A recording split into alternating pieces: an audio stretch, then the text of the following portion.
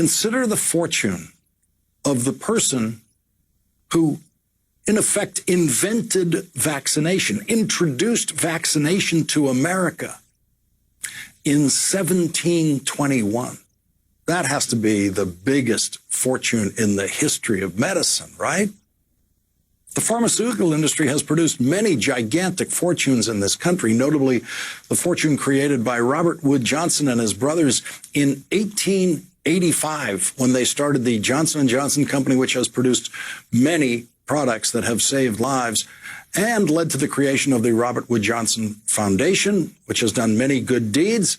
And that fortune has provided for generation upon generation of some members of the class that used to be known as the idle rich.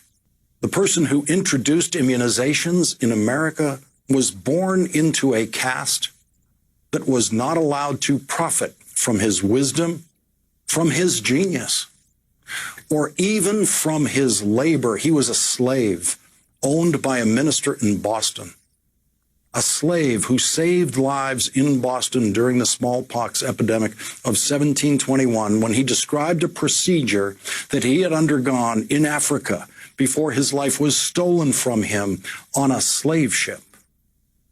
Pulitzer Prize winner Isabel Wilkerson tells this story in her new book, Caste: The Origins of Our Discontents.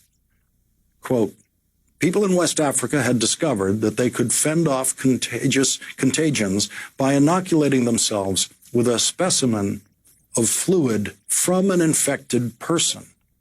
That is the knowledge that slave brought to Boston in 1721, where he saved dozens of lives because of one doctor who decided to try that method that the slave described.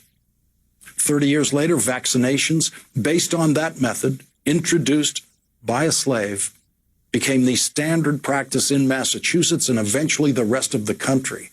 There is no charitable foundation named for that slave. His descendants were not born into lives where work was optional. The life-saving gift he gave us did not even earn him his freedom.